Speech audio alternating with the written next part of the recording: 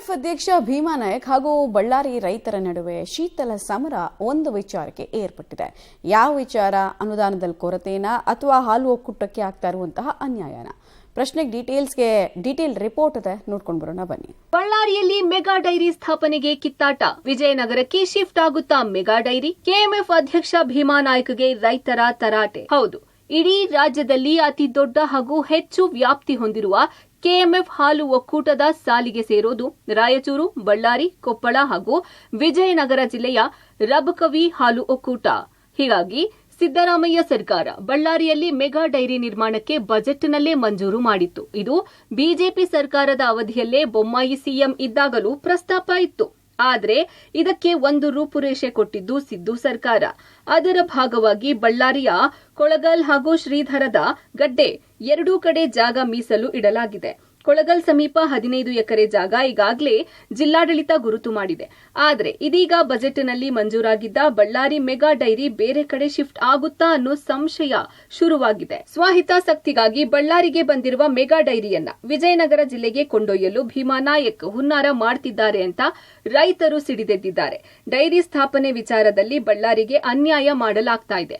ವಿಜಯನಗರ ಜಿಲ್ಲೆಯ ಹಗರಿಬೊಮ್ಮಹಳ್ಳಿ ಕ್ಷೇತ್ರದ ಮಾಜಿ ಶಾಸಕ ಭೀಮಾ ನಾಯಕ್ ಕೆಎಂಎಫ್ ಅಧ್ಯಕ್ಷರಾಗಿರೋದ್ರಿಂದ ಡೈರಿಯನ್ನ ವಿಜಯನಗರ ಜಿಲ್ಲೆಯ ಹೊಸಪೇಟೆಯಲ್ಲಿ ನಿರ್ಮಾಣ ಮಾಡೋಕೆ ಪ್ಲಾನ್ ಮಾಡ್ತಿದ್ದಾರೆ.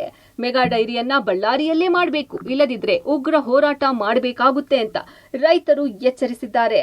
ಮೆಗಾ ಡೈರಿ ಆಗೋದ್ರಿಂದ ನೋಡ್ರಿ ನೀವು, ಒಳ್ಳೆಯದಾಗಿದ್ದಾಗಲಿ 35 ವರ್ಷದಿಂದ ಆಗಿದೆ. ಅದು ಸಂಪುಟ ಸಭೆಯಲ್ಲಿ ಅನುಮೋದನೆ ಸಿಕ್ಕಿದೆ. ನಾಟಕ ಮಾಡ್ತಾ ಇದ್ದೇನೆ ಭೀಮಾ ನಾಯಕ್. ನಾವೇನು ವಿರೋಧ ಮಾಡಿದೀವ ವಿಜಯನಗರಕ್ಕೆ ಬೇಡ ಅಂತ ಹೇಳಿ. ಆದ್ರೆ ಮೆಗಾ ಡೈರಿ ಇಲ್ಲಿ ಮಾಡು, ಇಲ್ಲಿ ಮಾಡಿದ್ಮೇಲೆ ಇನ್ನೊಂದು ಮಾಡ ಸ್ವಾಮಿ, ನಮ್ದು ವಿರೋಧ ಇಲ್ಲಿ 10 ಮೆಗಾ ಡೈರಿ ಮಾಡು. ಆದ್ರೆ ಇಲ್ಲಿ ಸರ್ಕಾರದಿಂದ ಆದೇಶ ಇದೆ. ನಿಮ್ಮ ಸರ್ಕಾರ ತಾನೆ ಇವಾಗ ಹೇಳ್ದ, ನನ್ನ ಸರ್ಕಾರ ನಮ್ಮ ಸರ್ಕಾರ, ಯಾವನ್ ಬೇಡ ಅಂತಂದ್ರಿ ಫ್ರೀ ಮಾಡು, ಯಾವನ್ ಬೇಡ ಫ್ರೀ ಭೂಮಿ ಕೊಟ್ಟಿಲ್ಲ. ಎಲ್ಲ ನೋಡಿದ್ದಾನೆ ಭೀಮಾ ನಾಯಕ್ ನಾಟಕ ಮಾಡ್ತಾ ಇದ್ದಾನೆ. ಈ ನಾಟಕ ಕೊನೆ ಆಗಬೇಕು. ಇದನ್ನ ಮಾಡದೇ ಇಲ್ಲ ಅಂದ್ರೆ ಮತ್ತೆ ಉಗ್ರವಾಗಿ ಹೋರಾಟ ಮಾಡ್ತಾ ಇದ್ವಿ. ರಬಕವಿ ಹಾಲು ಒಕ್ಕೂಟಕ್ಕೆ ಪ್ರತಿದಿನ ವಿಜಯನಗರ ಜಿಲ್ಲೆಯಿಂದ 1.20 ಇಂದ 1.40 ಲಕ್ಷ ಲೀಟರ್, ಬಳ್ಳಾರಿಯಿಂದ 8 ರಿಂದ 10 ಸಾವಿರ ಲೀಟರ್, ರಾಯಚೂರು 28 ರಿಂದ 30 ಲೀಟರ್ ಹಾಗೂ ಕೊಪ್ಪಳ ಜಿಲ್ಲೆಯಿಂದ 60 ರಿಂದ 70 ಸಾವಿರ ಲೀಟರ್ ಹಾಲು ಬರುತ್ತೆ.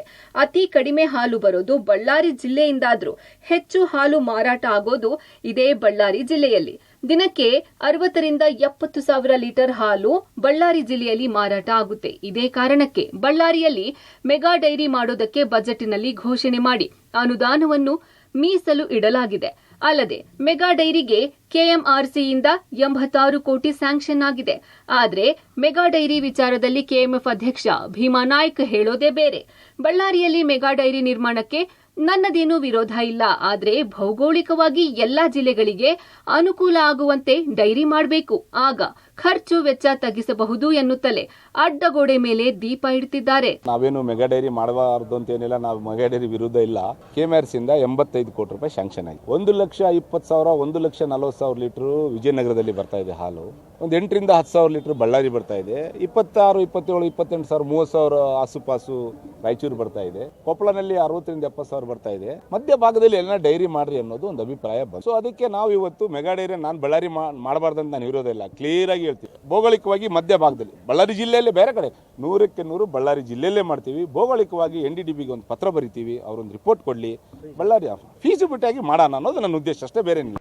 ಒಟ್ನಲ್ಲಿ ಈ ಮೆಗಾ ಡೈರಿ ವಿಚಾರಕ್ಕೆ ಸಂಬಂಧಪಟ್ಟಂತೆ ಭೀಮಾ ನಾಯಕ್ ಅವರ ನಡೆ ಇದೀಗ ಬಳ್ಳಾರಿ ಹಾಗೂ ವಿಜಯನಗರ ಜಿಲ್ಲೆಯ ನಡುವೆ ಕಿಚ್ಚು ಹೊತ್ತಿಸಿದೆ. ಹೀಗಾಗಿ ಬಜೆಟ್ನಲ್ಲಿ ಘೋಷಣೆ ಆದಂತೆ ಆದಷ್ಟು ಬೇಗ ಬಳ್ಳಾರಿಯಲ್ಲೇ ಮೆಗಾ ಡೈರಿ ನಿರ್ಮಾಣ ಆಗುತ್ತಾ ಅಥವಾ ಪ್ರತಿಷ್ಠೆಗೆ ಬಿದ್ದು ಮತ್ತಷ್ಟು ವಿಳಂಬ ಆಗುತ್ತಾ ನೋಡಬೇಕಿದೆ. Amaresh, Public TV, Ballari.